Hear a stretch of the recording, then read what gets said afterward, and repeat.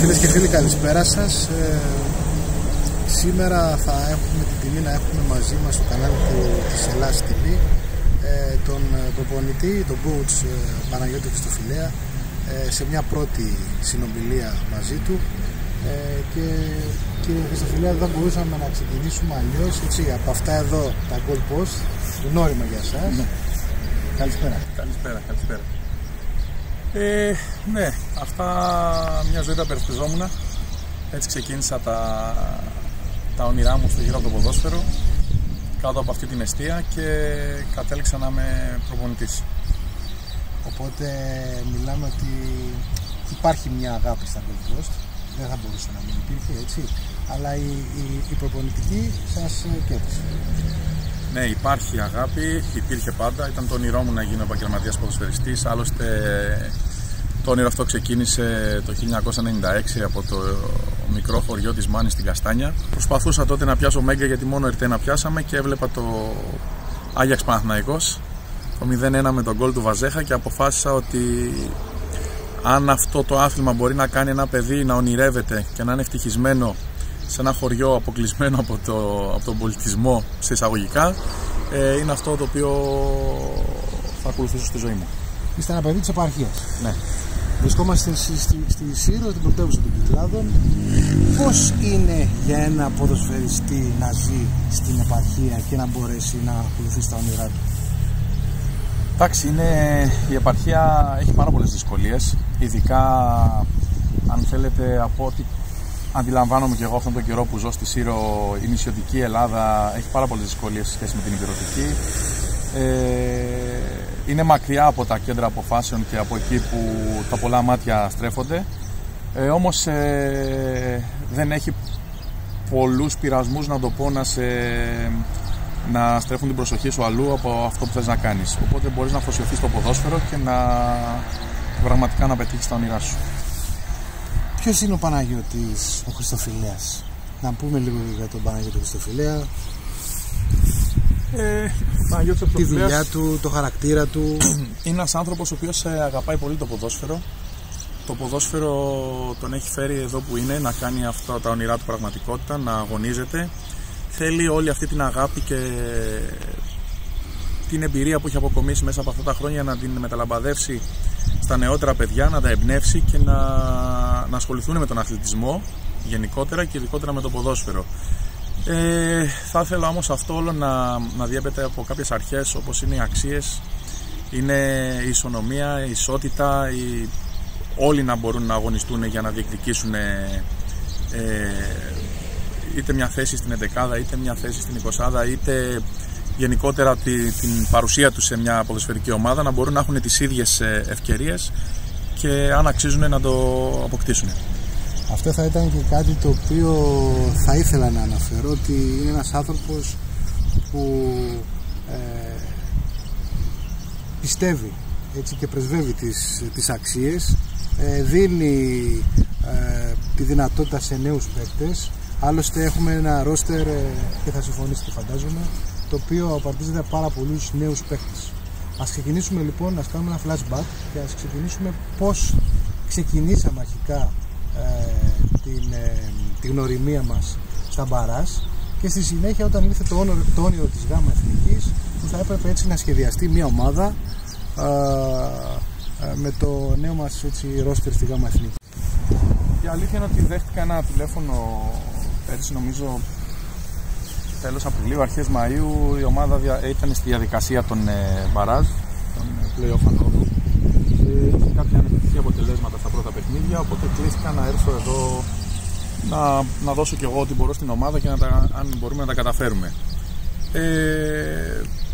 Με πάρα πολλές δυσκολίες, με πάρα πολλά προβλήματα που στην πορεία εντόπισα γιατί υπάρχουν, γιατί, και θα τα αναλύσω.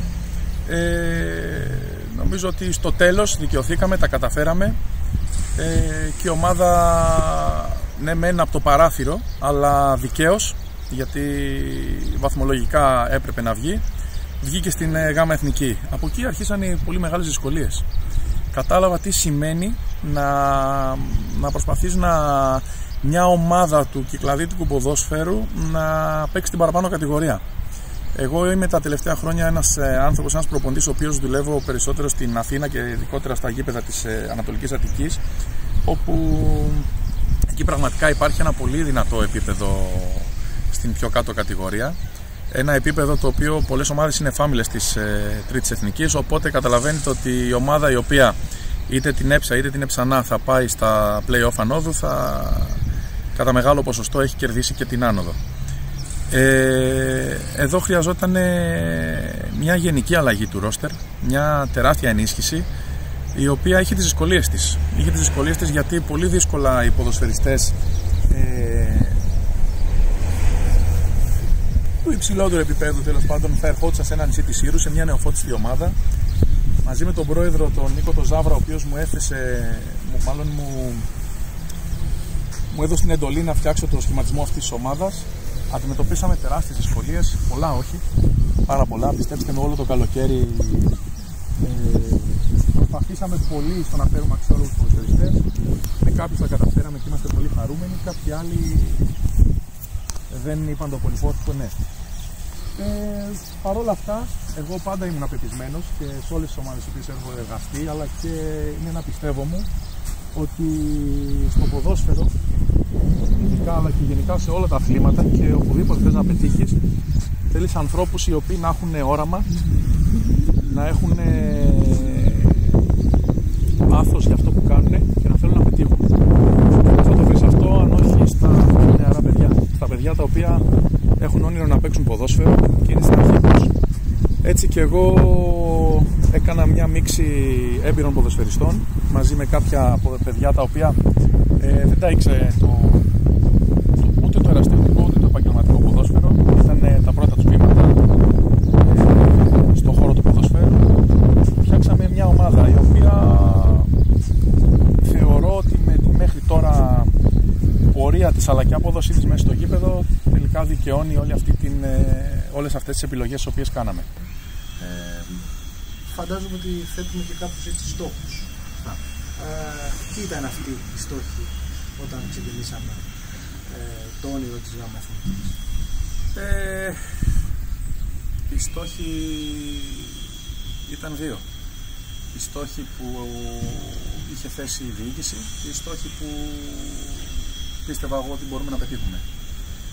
Η μεν ήταν αν η ομάδα τα καταφέρει να σωθούν θα είναι πολύ ευτυχισμένοι, γιατί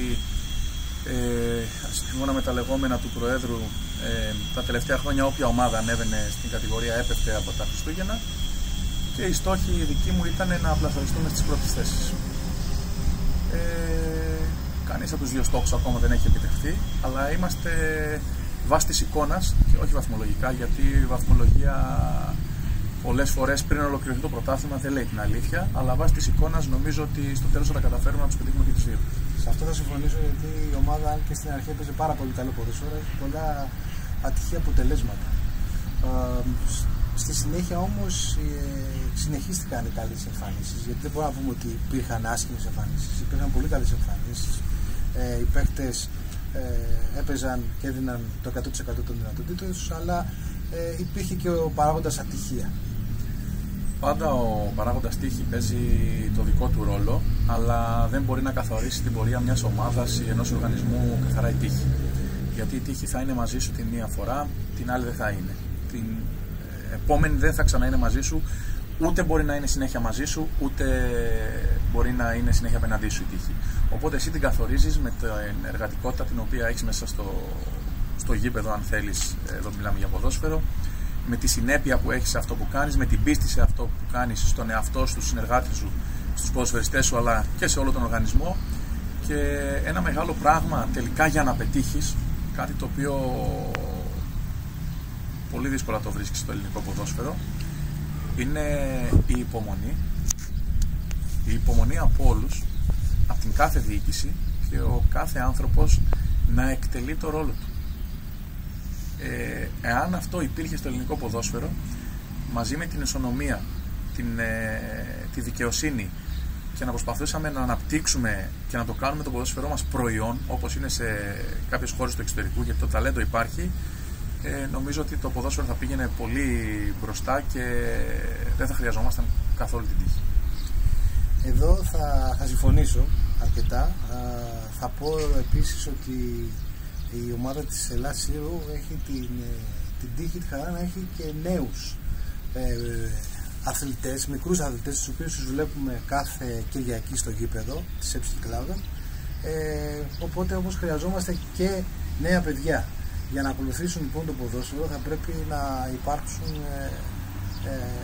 υποδομές, να υπάρξουν άνθρωποι και τα κατάλληλα ερεθίσματα. Βεβαίως. Και ένα κίνητρο κιόλας για αυτά τα παιδιά να βλέπουν τα παιδιά που βρίσκονται τώρα εδώ στην ομάδα στη ΓΑΜΑ Εθνική, για να υπάρχει και μια συνέχεια. Ξέρετε, είμαι ένα παιδί της επαρχίας. Όταν έφυγα από το χωριό μου και πήγα να συνεχίσω το γυμνάσιο στην Καλαμάτα, ορμόμενος από την αγάπη για το ποδόσφαιρο, εκεί υπήρχε στη γειτονιά μου μια τοπική ομάδα, ο Ηρακλής Καλαμάτας, η οποία μου έδωσε τα πρώτα μου ποδοσφαιρικά βήματα. Όμως υπήρχε και η μεγάλη ομάδα της Καλαμάτας, η οποία είναι και, αν θέλετε και αν μπορώ να το πω, η επίσημη αγαπημένη μου. Είναι η ομάδα που μου έδωσε το δικαίωμα να ονειρεύομαι στο ποδόσφαιρο, η ομάδα η οποία με έβαλε στο επαγγελματικό ποδόσφαιρο και η ομάδα η οποία μου έδωσε τη δυνατότητα να ακολουθήσω τα όνειρά μου. Έτσι λοιπόν ονειρεύτηκα κάποια στιγμή όταν έβλεπα ποδοσφαιριστές σαν τον Νίκο τον Λιπερόπουλο, τον Σωτήρη τον Λιπερόπουλο, μιλάω για θέσεις μου τώρα, τον Χρήστο τον Κελπέκη, και άλλα πολλά παιδιά που στη συνέχεια είχαν και την τύχη και τη χαρά να είναι ακόμα και τώρα φίλοι μου, να ονειρεύομαι ότι κάποια στιγμή και εγώ μπορώ να μπω σε αυτήν την ομάδα. Άρα τι υπήρχε? Υπήρχε μια ομάδα σε μεγαλύτερη κατηγορία, τα πρώτα χρόνια στην Α Εθνική, μετέπειτα στη Β, σε μεγαλύτερες κατηγορίες, και έδινε όνειρα στα παιδιά. Ένα από αυτά τα παιδιά που ονειρευόμουν και εγώ. Το ίδιο χρειάζεται και στις Κυκλάδες και ειδικότερα στη Σύρο. Μια ομάδα που το 12χρονο θα βλέπει και θα λέει: αύριο θέλω να παίξω κι εγώ εκεί. Θέλω να ταξιδέψω εκτός Σύρου και αφορμή να είναι το ποδόσφαιρο. Θέλω να με χειροκροτήσουν 1000 άτομα και αφορμή να είναι το ποδόσφαιρο. Θέλω να παίξω στην ΑΕΚ, στο Παναθηναϊκό, στον Ολυμπιακό, στον ΠΑΟΚ και αφορμή θα είναι η Ελλάς Σύρου ή οποιαδήποτε άλλη ομάδα είναι στην παραπάνω κατηγορία και από εκεί μπορούν να με δούνε αυτές οι ομάδες. Και αν θέλετε, είναι και μια προτροπή προς εμάς τους προπονητές, προς τους παράγοντες: εμπιστευτείτε αυτά τα παιδιά. Βάλτε τα να παίξουν. Βάλτε τα, γιατί όπως η υπογεννητικότητα είναι ένα πρόβλημα, εάν τα ζευγάρια, αν οι άνθρωποι δεν κάνουν παιδιά, αν η Ελλάδα δεν γεννήσει, σε λίγο θα εκλείψει. Δηλαδή θα γίνει και με το ποδόσφαιρό μας. Αν δεν βάλουμε τα δικά μας τα παιδιά να παίξουν, αν δεν τους δώσουμε όραμα, αν δεν τους δώσουμε ελπίδα ότι μπορούν να πετύχουν και τα κατάλληλα εφόδια, δεν θα έχουμε Έλληνες ποδοσφαιριστές, δεν θα υπάρχει εθνική Ελλάδα. Μπορεί όχι τώρα, αλλά σημασία έχει το τώρα μόνο ή και το μέλλον. Ποια είναι η καθημερινότητα του Παναγιώτη του Χριστοφιλέα? Καθημερινότητα αναφορικά με το ποδόσφαιρο ή γενικότερα η καθημερινότητα? Γενικότερα. Και με το ποδόσφαιρο, αλλά και γενικότερα. Ας ξεκινήσουμε με το ποδόσφαιρο. Ναι. Το ποδόσφαιρο είναι ένα μεγάλο κομμάτι της καθημερινότητας. Είμαι ένας άνθρωπος και ένας προπονητής ο οποίος πιστεύει ότι για να πετύχεις πρέπει να δουλέψεις σκληρά. Δεν πρέπει να αφήσεις τίποτα στην τύχη. Και αν την τύχη να ορίσει αυτή ποιον θέλει να βοηθήσει ή όχι. Όμως, αν τα αφήσεις εσύ στην τύχη, κάποιος άλλος που θα δουλέψει σκληρότερα από σένα θα πετύχει περισσότερο. Οπότε η καθημερινότητα έχει πάρα πολλές ώρες εργασίας. Θεωρώ τη σημερινή εποχή, το 2024, αν ένας προπονητής αρκεστεί στις 2 ώρες που θα γίνει μια προπόνηση, είναι καθαρά αποτυχημένος. Βέβαια δεν είμαι μόνος μου. Υπάρχει ένα team γύρω μου, το οποίο πάλι με δικές μου επιλογές έγινε η διάθρωσή του. Υπάρχει ο συνεργάτης μου, ο άμεσος συνεργάτης, ο Βασίλης ο Κοντζαπαναγιώτης, ο οποίος έχω την τύχη να είναι ένα παιδί από εδώ, να ξέρει τη συριανή πραγματικότητα, αλλά και είναι ένας επιστήμονας, καθώς έχει τελειώσει το καθηγητής φυσικής αγωγής. Είναι ο Γιάννης ο Κυριζόπουλος, ο οποίος είναι ένα παιδί, έχει έρθει από την Κοζάνη να ακολουθήσει και αυτό τα όνειρά του σαν αναλυτής, ο οποίος δουλεύει πάρα πολλές ώρες την ημέρα και τρώμε πάρα πολύ χρόνο στο να πετύχουμε αυτό που θέλουμε για την ομάδα μας, να αναλύσουμε την ομάδα μας αλλά και τον αντίπαλο, ο οποίος και αυτός έχω την τύχη να έχει τελειώσει καθηγητής φυσικής αγωγής. Έχω τον Νίκο τον Μπρέκα, τον προπονητή τερματοφυλάκων, ο οποίος είναι ένα νέο παιδί και αυτό θέλει να πετύχει και δουλεύει πάρα πολύ σκληρά, και αυτός είναι καθηγητής φυσικής αγωγής. Έχουμε την Άννα και την Αντωνία, η οποία είναι μέρος του ρόστερ και είναι δύο κορίτσια τα οποία καθημερινά είτε σαν φυσικοθεραπεία είτε σαν να μας λύσουν όλα τα προβλήματα που έχουμε στην καθημερινότητά μας, βοηθάνε πολύ την καθημερινότητα. Και καταλαβαίνετε ότι όταν υπάρχει ένα team τέτοιο, ο προπονητής τι πρέπει να κάνει? Πρέπει να είναι ο συντονιστής όλης αυτής της προσπάθειας. Οπότε, αν το πιάσουμε κατά σειρά, ο Παναγιώτης ο Χριστοφυλέας 7 παρά 20 χτυπάει το ξυπνητήρι, να σηκωθεί, να καθαρίσει το μυαλό του, να ετοιμαστεί, να προσπαθήσει να κάνει μια γυμναστική, γιατί το σώμα πρέπει να ακολουθεί και το μυαλό. Οπότε προσπαθώ να μπω σε μια διαδικασία να έχω μια εικόνα ανάλογη της σκέψης μου. Θα κάνω επαφές με τους συνεργάτες μου τη Δευτέρα μετά το παιχνίδι, όπου και η ομάδα έχει ρεπό, έχει βασικά αποθεραπεία, δεν υπάρχει ρεπό στην ομάδα μας, έχει αποθεραπεία με τα μασάζ τους, με τις υδροθεραπείες τους και η υπόλοιπη ομάδα γυμναστήριο. Θα βρεθώ με τον αναλυτή, θα αναλύσουμε το παιχνίδι μας, το οποίο θα μας πάρει γύρω στις 3 ώρες. 3 ώρες, αφού έχει δουλέψει αρκετές ώρες ήδη ο αναλυτής. Δεν κάνω εγώ τη δουλειά, απλά μπαίνουμε στα επιμέρους, ξέρει πολύ καλά τι ζητάω. Θα μιλήσω με τον Βασίλη για το σχεδιασμό της εβδομαδιαίας προπόνησης του μικρόκυκλου αυτού. Με τον προπονητή τερματοφυλάκων, ο οποίος μαζί με τον αναλυτή θα κάνουμε και την ανάλυση να δείξει ξεχωριστά στους τερματοφύλακες. Θα μπούμε στη διαδικασία της προπόνησης, όπου η προπόνηση ξεκινάει στις 2.30 και περισσότεροι, εγώ είμαι εδώ από τις 12 η ώρα, οι περισσότεροι αθλητές έρχονται 12.30 με 1, άρα πολλές ώρες πριν, να συζητήσουμε στο γραφείο ό,τι χρειάζεται, ό,τι νιώθει ο καθένας. Ξέρεις, ο προπονητής δεν είναι να είναι καλό στο γήπεδο, να μπορεί να μεταδώσει, να μεταλαμπαδεύσει τις γνώσεις του και αυτό που θα πει να γίνει. Πρέπει να έχει μια άμεση επικοινωνία και συνεχόμενη επικοινωνία με τους ποδοσφαιριστές, γιατί είναι ζωντανοί οργανισμοί, είναι άνθρωποι με αισθήματα, με συναισθήματα, με στιγμές που έχουν χαρές, λύπες, άλλοι παίζουν, άλλοι δεν παίζουν, θέλει όλα μια διαχείριση. Οπότε το γραφείο μου είναι πάντα ανοιχτό να μιλήσουμε. Έπειτα θα έρθουν οι συνεργάτες, όπου θα βάλουμε κάτω το πλάνο το οποίο έχουμε εκτυπώσει, να το στείλουμε στους ποδοσφαιριστές, θα στήσουμε την προπόνησή μας, θα την εκπονήσουμε. Μετά θα τελειώσει η προπόνηση, έχουμε την οποιαδήποτε ομιλία με όποιον ποδοσφαιριστή θέλει να μιλήσουμε, άμεσα μετά την προπόνηση. Μετά την προπόνηση έχουμε ένα ραντεβού γύρω στη 1 ώρα και 1/4 με όλο το team για το πώς πήγε η προπόνηση, τι πήγε καλά, τι δεν πήγε καλά. Έπειτα θα φύγω, θα πάω μια βόλτα στο νησί, θα περπατήσω, μου αρέσει πάρα πολύ η Σύρος. Είναι ένα νησί που με ηρεμεί. Έχω διαλέξει και ένα σημείο στην Αζόλυμνο που είναι μεν ερημικό, αλλά εκεί είναι το ησυχαστήριό μου, γιατί μετά από κάθε προπόνηση έχω κάποια δεδομένα τα οποία τα κρατάω για μένα, να ξέρω τι πήγε καλά, τι ο Παναγιώτης ο Χριστοφυλέας έκανε σωστά σε αυτή την προπόνηση, από τη συμπεριφορά του απέναντι στους αθλητές, τους συνεργάτες του, μέχρι την προπονητική διαδικασία. Γιατί αν δεν κάνουμε εμείς την αυτοκριτική μας και νομίζουμε ότι εμείς οι προπονητές τελικά και τα λέμε και τα κάνουμε σωστά, αλλά κάτι δεν πάει καλά, πάντα θα τα ρίχνουμε στους ποδοσφαιριστές, ενώ υπάρχει περίπτωση και εμείς κάτι να μην έχουμε κάνει καλά. Οπότε είναι μια διαδικασία όπου όλη την ημέρα πρέπει να ασχολείσαι με αυτόν τον οργανισμό. Να μου πείτε, τόσο πολύ ανάγκη είναι αυτό στη ΓΑΜΑ Εθνική? Μπορεί και να μην είναι, αλλά αν το μυαλό σου είναι να είσαι προπονητής παραπάνω κατηγορίας, ενώ δεν είσαι, νομίζω ότι θα πρέπει να δουλεύεις τουλάχιστον 2 κατηγορίες παραπάνω στο μυαλό σου, και αυτό να βγαίνει στην καθημερινότητά σου, ούτως ώστε όταν θα χρειαστεί να είσαι έτοιμος να πας εκεί και να μην σου φανεί ότι τώρα έφτασα αλφα-εθνική, τα πράγματα είναι δύσκολα. Όχι, θα πρέπει να είναι γνωστά και από εκεί και πέρα να κάνεις ακόμα περισσότερα βήματα. Οπότε καταλαβαίνετε ότι θα έλεγα ένα 8ωρο, 10ωρο σίγουρα, αλλά Υπάρχουν πολλές φορές που έχω πεταχτεί στον ύπνο μου και σκέφτομαι την ομάδα, οπότε νομίζω δεν έχει ωράριο ο προπονητής. Ας πούμε όμως και για τον Παναγιώτη τον Χριστοφιλέα. Πώς είναι ο Παναγιώτης ο Χριστοφιλέας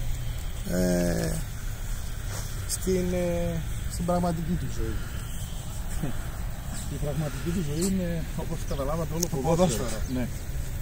Υπάρχουν και άλλα πράγματα, γιατί δυστυχώς που είμαι Έλληνας, αγαπάω πολύ τη χώρα μου και θέλω να τη δω να προοδεύει, αλλά δυστυχώς ζούμε στην ελληνική πραγματικότητα, στο ελληνικό ποδόσφαιρο.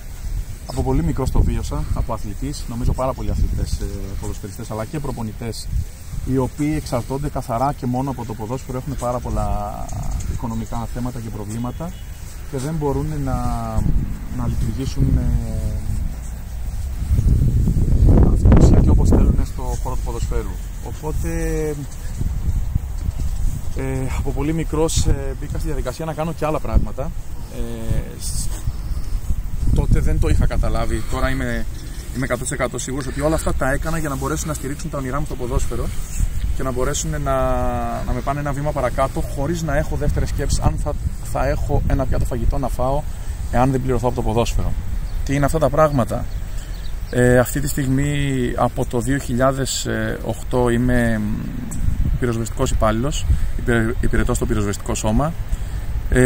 Από το πυροσβεστικό σώμα κατάφερα και είχα την τιμή και τη χαρά να υπηρετώ ως προπονητής της Εθνικής Ενόπλων, οπότε καταλαβαίνετε ότι έγινε μια μίξη πάλι του ποδοσφαίρου με την επαγγελματική μου ιδιότητα του πυροσβέστη, ούτως ώστε να μπορώ να υπηρετώ το ποδόσφαιρο και από άλλα πόστα.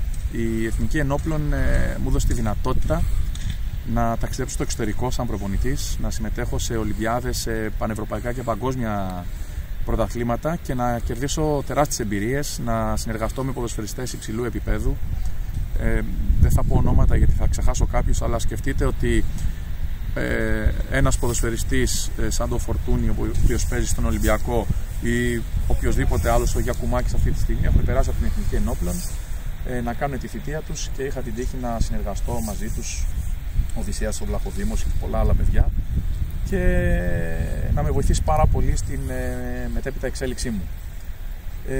Μια άλλη ιδιότητα η οποία προέκυψε, τα τελευταία χρόνια ζω στο Δήμο Παλίνης, εκεί ξεκίνησα και τα πρώτα μου προπονητικά βήματα στην δεύτερη αγαπημένη μου ομάδα, στον Παλινιακό, όπου εκεί έκλεισα την ποδοσφαιρική μου καριέρα και ασχολήθηκα με το αναπτυξιακό ποδόσφαιρο, με τις ακαδημίες. Κάποια στιγμή μου προτείνανε, όπως προτείνουν σε όλους, να κατέβω ως υποψήφιος δημοτικός σύμβουλος. Να ασχοληθείς με τα κοινά, έτσι. Να ασχοληθώ με τα κοινά και να προσφέρω στον αθλητισμό. Αυτή ήταν η κουβέντα για να με πείσουν, γιατί εγώ δεν είχα κάποια σχέση με την πολιτική, δεν πίστευα ότι μπορώ να βοηθήσω. Όμως είναι μια μεγάλη αλήθεια ότι αν είσαι από μέσα και αγαπάς αυτό που κάνεις, πραγματικά μπορείς και να βοηθήσεις. Έτσι, με την πρώτη φορά εκλέχθηκα.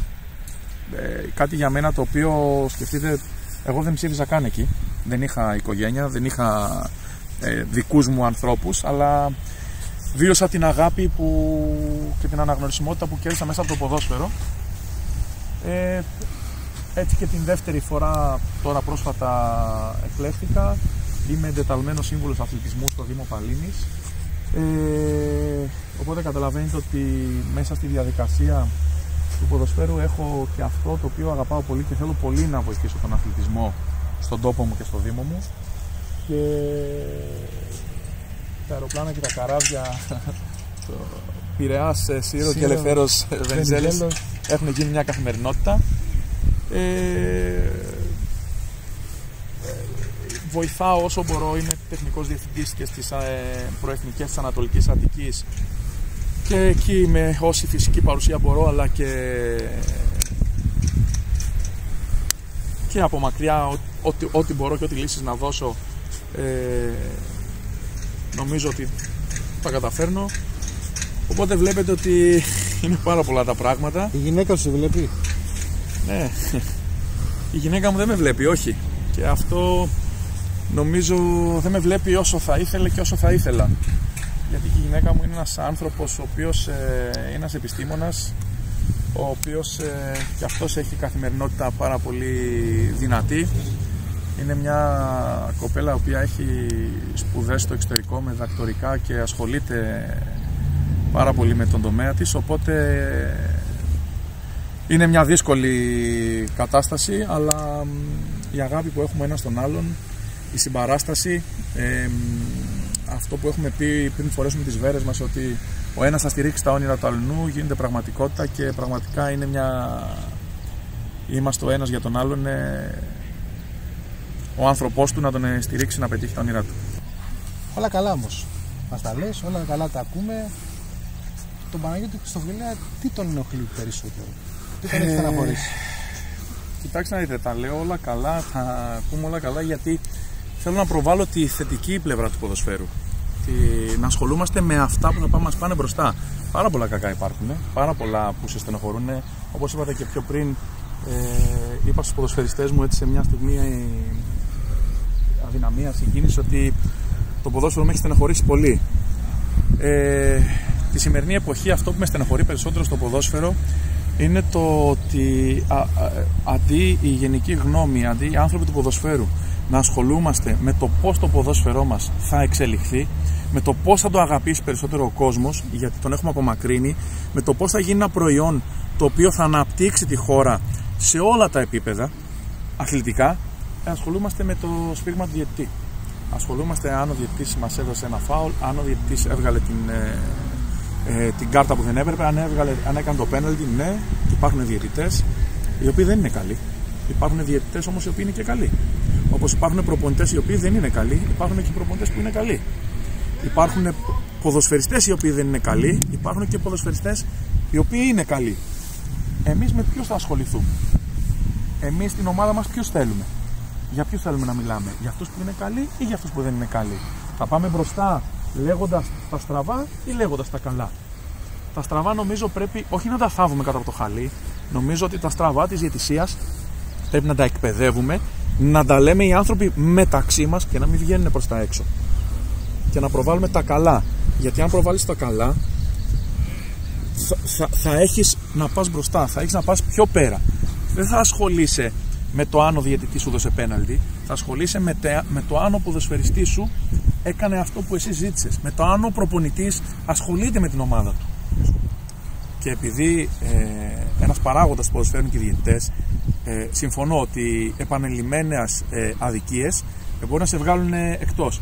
Ναι, αλλά αυτό θα γίνει μία φορά, θα γίνει δύο. Δεν μπορούμε να ασχολούμαστε συνέχεια με τη διαιτησία. Δεν μπορούμε να είμαστε ποιος μας παίζει διαιτητής. Αντί να ασχολούμαστε όλη τη βδομάδα ο προπονητής με το πώς θα δημιουργήσει το κλίμα στην ομάδα του να νικήσει, με το ποιος θα είναι ο διαιτητής. Νομίζω ότι αυτό είναι κάτι που με στεναχωρεί πάρα πολύ, γιατί όπως οι ποδοσφαιριστές προπονούνται καθημερινά, κάνουν θυσίες για να μπορούν να αποδώσουν στο γήπεδο, οι προπονητές το ίδιο κάνουν και οι διαιτητές. Και λένε υπάρχουν ανήθικοι. Ναι, υπάρχουν και ανήθικοι διαιτητές. Υπάρχουν όμως και ηθικοί.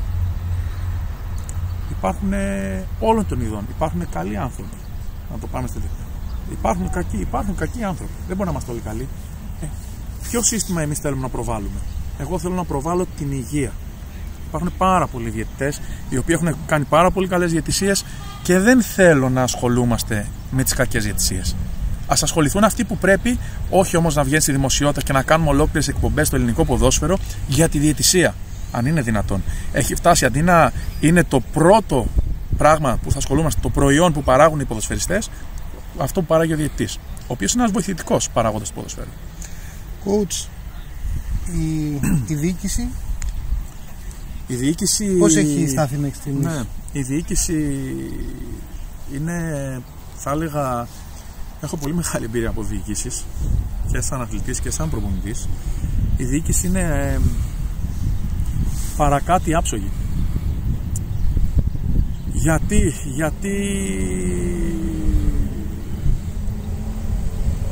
έχουν παραδεχτεί το πιο απλό. Ο πρόεδρος σε κάποια συζήτηση, όταν η ομάδα δεν πήγαινε καλά, του λέω: πρόεδρε, συνηθισμένος εγώ από διοικήσεις, μουρμούρες και όλα τα προβλήματα τα οποία δημιουργούνται και από τους γύρω-γύρω περισσότερο, οι οποίοι μπαίνουν στα αυτιά του κάθε προέδρου, του κάθε αντιπροέδρου, ο οποίος έχει και του λένε αυτό, όπως έγινε και εδώ, όπως θα γίνει παντού. Του λέω, Πρόεδρε, τι κάνουμε? Μου λέει, τι κάνουμε? Του λέω, υπάρχουν προβλήματα. Εντάξει, εγώ δεν είμαι μαχητής, δεν τα παρατάω, αλλά μου λέει συγκεκριμένα, μου λέει, coach, έχω μάτια και βλέπω. Του λέω, έχεις μάτια και βλέπεις? Μου λέει, έχω μάτια και βλέπω. Υπάρχει απόλυτη εμπιστοσύνη, απόλυτη στήριξη και δεν μπορεί συνέχεια είτε να δεχόμαστε γκολ στο 93, είτε να χάνουμε 24 ευκαιρίες. Κάποια στιγμή θα γυρίσει. Δεν υπάρχει καλύτερο πράγμα για να δώσεις έναν προπονητή να δουλέψει. Άλλωστε, το να αλλάξει ένα προπονητή, όχι τον Παναγιώτο Χριστοφιλέα, το να αλλάξει ένα προπονητή, μια διοίκηση, τι θα κερδίσει? Ξέρετε τι σημαίνει αλλάζω ένα προπονητή? Έχω αποτύχει σαν διοίκηση. Η επιλογή μου ήταν λαθασμένη. Άρα σημαίνει ότι δεν φταίει ο προπονητής. Εσύ δεν επέλεξες τον κατάλληλο προπονητή. Γιατί δεν επέλεξες τον κατάλληλο προπονητή? Γιατί δεν ήσουν έτοιμος να αξιολογήσεις ποιο προπονητή θέλεις. Άρα λοιπόν, να το κλείσω και θα φανεί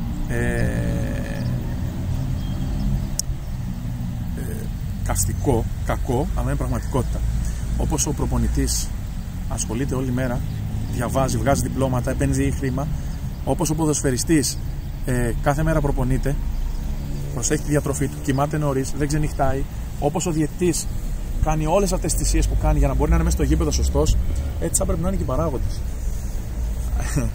Τι σημαίνει παράγοντας? Αυτός ο οποίος θα παράξει ποδόσφαιρο, στο ποδόσφαιρο. Αυτός ο οποίος δεν γίνεται κάποιος ο οποίος δεν έχει ασχοληθεί ποτέ με το ποδόσφαιρο και έχει ένα καλό σουλατζίδικο, να μου επιτραπεί η λέξη, και ο πρόεδρος μας ψητοπολείο έχει. Ναι, αλλά τι λέει? Εγώ είμαι καλός στο ψητοπολείο. Στο ποδόσφαιρο, αυτό που έχω επιλέξει το Χριστοφιλέα να φέρει το αγωνιστικό κομμάτι της πέρας. Εγώ ξέρω πώς θα βρω τα χρήματα, πώς θα λειτουργήσω το υπόλοιπο. Δεν γίνεται ένας ο οποίος δεν ασχολείται και έχει ένα καλό σουλατζίδικο, ένα καλό μανάβικο, ένα καλό κρεοπολείο και βγάζει χρήματα, να θέλει να κάνει και κουμάντο. Όχι, δεν γίνεται. Θα αποτύχει. Και νομίζω ότι υπάρχουν πάρα πολλά παραδείγματα αποτυχίας με πάρα πολλά χρήματα, τα οποία δεν φέρνουν την επιτυχία. Οπότε βγάζω το καπέλο στους δύο αυτούς ανθρώπους, οι οποίοι είναι η μεγαλύτερη μου επικοινωνία, στον Νίκο τον Ζάβρα, καταρχάς τον πρόεδρο, και στον Άκη τον Πύργο τον αντιπρόεδρο, οι οποίοι ποτέ δεν μπήκαν στα πόδια των προπονητών, ποτέ δεν είχαν αγωνιστική άποψη, παρά μόνο μας έκαναν τη ζωή και την καθημερινότητα ευκολότερη για να μπορέσουμε να πετύχουμε το στόχο μας. Ο Χριστοφιλέας όμως είναι και ευαίσθητος άνθρωπος. Παρόλο που είναι έτσι ένας γίγαντας 1,90, είναι και ευαίσθητος άνθρωπος. Θυμάμαι χαρακτηριστικά όταν είχα μπει στα αποδυτήρια και είπε στους παίκτες, και ήσουν αρκετά συγκινημένος θα έλεγα, ότι αν και μου έχει πικράνει πολύ το ποδόσφαιρο, σήμερα μου δώσατε πάρα πολύ χαρά. Ναι. Ναι, εντάξει, είναι μια πτυχή του χαρακτήρα μου κι αυτή. Επίσης είμαι και πολύ νευρικός και πολύ αυθόρμητος και πολύ απότομος, και όλα αυτά προσπαθώ να τα δουλέψω πάνω απ' όλα για το καλό το δικό μου, και μετέπειτα για να μπορώ να εμπνεύσω τους γύρω μου. Είναι μια πτυχή του χαρακτήρα μου, η οποία πηγάζει όταν βλέπω ανθρώπους να αγωνίζονται με τιμιότητα, με ήθος, με μόχθο να πετύχουν πράγματα, και πραγματικά εκεί συγκινούμε, γιατί τις μέρες μας ευθύνουν οι άνθρωποι οι οποίοι αγωνίζονται με ιδανικά. Και κάποιοι από αυτοί είναι ποδοσφαιριστές μου, οι οποίοι έχουν αφήσει τα σπίτια τους. Κάποια παιδιά φύγαν για πρώτη φορά από το σπίτι τους, ήρθαν εδώ να αγωνιστούν. Η αλήθεια είναι ότι με αντέξανε, γιατί δεν είμαι ένας εύκολος προπονητής, ειδικά όταν κάποιος με γνωρίσει.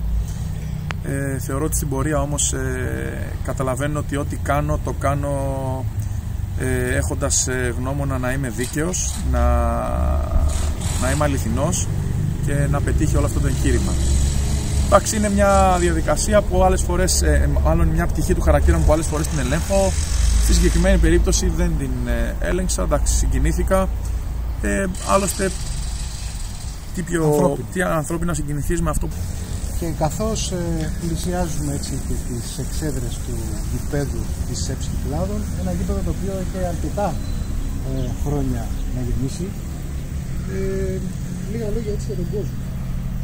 Ξέρετε, με χαροποιεί όταν ο κόσμος έρχεται στο ποδόσφαιρο, γιατί τα τελευταία χρόνια, όπως όλοι γνωρίζετε, το ελληνικό ποδόσφαιρο περνάει μια κρίση, μια παρακμή, η οποία οφείλεται σε πολλούς παράγοντες, και ένας από αυτούς είναι και η βία η οποία υπάρχει, η οποία πραγματικά εδώ έχω να μιλήσω για τα καλύτερα για τον κόσμο της Ήρου. Σε πολλά παιχνίδια θυμίζει αγώνες Premier League, είναι έξω, χειροκροτάνε, φωνάζουν για την ομάδα τους, χωρίς βομολογίες, χωρίς κάτι άλλο, και αυτό με κάνει χαρούμενο και νιώθω και την υποχρέωση κάθε φορά το θέαμα να είναι ακόμα καλύτερο, ώστε να χαίρονται, να έρχονται μια Κυριακή να δίνουν τον οβολό τους, ο οποίος σε κανέναν δεν είναι εύκολο αυτή τη στιγμή, και να παίρνουν μια ανταμοιβή πίσω που να λένε είδαμε κάτι ωραίο, όχι νίκηση η Ελλάς Ήρου που είναι στόχος η νίκη σε κάθε παιχνίδι, αλλά είδαμε κάτι ωραίο, είδαμε 11 παιδιά μέσα να αγωνίζονται, να τρέχουν, να τα δίνουν όλα και να παίζουν ένα ποδόσφαιρο το οποίο είναι γιορτή και είναι άθλημα. Για το ποδόσφαιρο είναι γιορτή, δεν είναι πόλεμος. Είναι κάτι πολύ πιο ισχυρό από τον πόλεμο. Είναι γιορτή, είναι χαρά. Και αυτό έχουμε κάνει εδώ με τους ποδοσφαιριστές μας. Θεωρώ ότι όλοι βλέπετε όμορφα γκολ, όμορφο ποδόσφαιρο, γρήγορο ποδόσφαιρο, ποδόσφαιρο επιθετικό, χωρίς σκοπιμότητες, και παρόλο που είμαστε μια νεοφώτιστη και μικρή ομάδα, κοιτάμε όλους τους αντιπάλους στα μάτια, και με τη βοήθεια αυτού του υπέροχου κόσμου έχει γίνει ένα φρούριο το γήπεδο της Ελλάς Ήρου. Ένα φρούριο το οποίο όσο θα το ενισχύει ο κόσμος και όσο αυτός θα γεμίζει το γήπεδο και θα έρθει ακόμα παραπάνω και περισσότερο να το γεμίσουμε όλο, θα είναι η μεγαλύτερη χαρά που θα έχω αποκομίσει από το νησί της Ήρου, να μπορέσω να δω γεμάτο παιδιά, γεμάτο γονείς, γεμάτο γυναίκες, γεμάτο μεγάλους ανθρώπους ηλικία, να έρθουν να μας χαρούν, να μας χειροκροτήσουν την προσπάθεια και να τους το αποδώσουμε. Για να στηρίξουν και αυτή την προσπάθεια που γίνεται μεταξύ παικτών, διοίκησης, προπονητή, συνεργατών του. Ναι, βέβαια, είναι κάτι το οποίο θα μας δώσει μεγάλη χαρά, όπως μεγάλη χαρά μας δίνει ότι μια ομάδα όπως ο Φοίνικας Ήρου, η οποία αγωνίζεται στην Α1 βόλεϊ, στο προηγούμενο παιχνίδι ήρθε, μας στήριξε. Ήταν μεγάλη ευθύνη για μας να δώσουμε το στίγμα μας ότι εδώ είναι μια ομάδα η οποία έχει αρχή, μέση και τέλος σε υψηλού επίπεδου αθλητές πρώτης κατηγορίας βόλεϊ. Ευχαριστούμε πάρα πολύ, ευχαριστούμε όλους τους ανθρώπους οι οποίοι είναι συντελεστές αυτής της προσπάθειας που κάνει το νησί της Ήρου, τους χορηγούς, το μεγάλο χορηγό την Όνεξ και τον Εώριο Ήρου, οποία νομίζω ότι χωρίς αυτήν, δεν είναι δική μου δουλειά, αλλά νομίζω ότι χωρίς την βοήθεια η Ελλάδα δεν θα ήταν εδώ. Πραγματικά η προσφορά και η στήριξη των χορηγών και των τοπικών επιχειρήσεων εδώ του νησιού είναι πάρα πολύ μεγάλη. Φυσικά υπάρχουν και άλλοι μεγάλοι χορηγοί, όπως είναι η Blue Star Ferries, όπως είναι η BioClean και διάφορες άλλες εταιρείες οι οποίες έχουμε αναρτήσει στο site μας, στο ellasiro.gr, αλλά και η στήριξη του κόσμου που κάθε εβδομάδα ή με το διαρκείας του ή με την προσφορά του σε ένα εισιτήριο, είτε με τη λαχιοφόρους αγορές που κατά καιρούς έτσι φτιάχνουμε, στηρίζουν αυτή την προσπάθεια και τη στηρίζουν μέσα από την καρδιά τους, γιατί βλέπουν ότι υπάρχει μια ομάδα η οποία παίζει ομόρφο ποδόσφαιρο, καθαρό ποδόσφαιρο, γίνονται σωστές κινήσεις από όλους, ο καθένας, όπως είπες και πριν, και σ' αρέσει κιόλας ότι ο καθένας κάνει τη δουλειά του σε αυτή την ομάδα, και ίσως είναι και το μυστικό της επιτυχίας όλος αυτός ο κρίκος, αυτό το puzzle.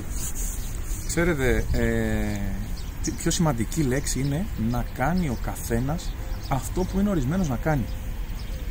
Τίποτα περισσότερο, τίποτα λιγότερο. Γιατί στο ποδόσφαιρο υπάρχουν και πολλοί προπονητές, έτσι, στην εξέδρα. Το έχουμε συνηθίσει, άλλωστε πάρα πολλά χρόνια. Τι σημαίνει προπονητής? Νομίζω σας απάντησα πολύ πιο πριν. Εάν κάποιος από όλους αυτούς ο οποίος έχει γνώμη, βεβαίως μπορεί να την εκφέρει. Όμως νομίζω για να έχεις γνώμη πρέπει να έχεις και γνώση. Άρα γνώμη έχεις, γνώση για να έχεις γνώμη έχεις. Ποιοι είναι οι στόχοι και τα όνειρα του Παναγιώτη Χριστοφιλία? Οι στόχοι και τα όνειρα, αν είμαι υπερβολικός κόψτε το, γιατί εδώ νομίζω θα γελάσουν πολλοί. Οι στόχοι μου και τα όνειρά μου δεν έχουν ταβάνι. Βέβαια είναι πάρα πολύ δύσκολο, ζω στην πραγματικότητα. Δεν είμαι κάποιος γνωστός ποδοσφαιριστής υψηλού επίπεδου στο ευρύ κοινό, όπου πολύ εύκολα θα του δινόταν μια θέση προπονητή, και είναι λογικό.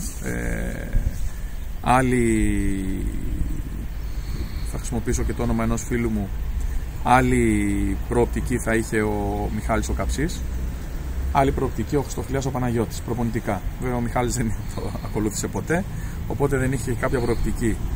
Αλλά είναι πάρα πολύ δύσκολο να πετύχεις όταν είσαι άγνωστος στο πολύ υψηλό επίπεδο. Όμως τα όνειρά μου είναι να φτάσω στο υψηλότερο επίπεδο της Ελλάδος, να μπορέσω να κατακτήσω πράγματα και γιατί όχι κάποια στιγμή να μπορέσουμε και εγώ προσωπικά αλλά και πριν από μένα πολύ πιο καταπληκτιωμένοι προπονητές να βγουν έξω, να πούνε ότι ο Έλληνας προπονητής έχει οντότητα, έχει δύναμη, μπορεί να δουλέψει στο εξωτερικό και ότι δουλεύουμε. Δεν είμαστε προπονητές της τύχης, προπονητές του αμυντικού ποδοσφαίρου. Είμαστε μια νέα γενιά προπονητών οι οποίοι θέλουμε να πάμε το ποδοσφαιρό μας μπροστά. Όμως είμαστε ένας από τους παράγοντες οι οποίοι μπορούν να πάνε το ποδόσφαιρο μπροστά. Να μην πιάσω αυτό το θέμα, να μην το αναλύσω. Αυτό που θέλω να κλείσω για τον εαυτό μου είναι ότι τα όνειρα δεν έχουν ταβάνι και όσο μπορώ, είμαι δυνατός και η υγεία μου το επιτρέπει, εγώ θα τα κυνηγάω. Αυτός λοιπόν ήταν και ο Παναγιώτης ο Χριστοφυλιάς. Παναγιώτη, να σε ευχαριστήσουμε που συνομίλησες μαζί μας στο κανάλι μας, στο επίσημο κανάλι της Ελλάς Σύρου. Να ευχηθούμε καλή συνέχεια στην ομάδα μας, καλή συνέχεια σε σένα και ό,τι καλύτερο για αυτή την ομάδα η οποία φέτος για πρέπει την έχουν αγαπήσει, την έχουν αγκαλιάσει ξανά. Μεγάλο στοίχημα ήταν ότι ο κόσμος επέστρεψε στο γήπεδο, πίστεψε στην ομάδα της Σύρου και φυσικά αυτό οφείλεται σε αρκετούς παράγοντες όπως είπες και εσύ, ήσασταν εσείς, ήταν οι παίκτες, η διοίκηση. Η διοίκηση έπαιξε σημαντικό παράγοντα. Εγώ να σε ευχαριστήσω. Είναι ένας στους παράγοντες του αθλητισμού, είναι τα ΜΜΕ. Μας δίνει την ευκαιρία να προκληθούμε, να αποκτήσω σαν Παναγιώτης Χριστοφυλιάς, σαν Ελλάς Σύρου, σαν οργανισμός ακόμα μεγαλύτερη αναγνωρισιμότητα. Είστε ένα κομμάτι, η δημοσιογραφία και τα ΜΜΕ, που όταν οι ικανοί κάνετε τη δουλειά σας όπως πρέπει, νομίζω ότι πάτε πολύ μπροστά το άθλημα. Ευχαριστώ πολύ. Και εμείς.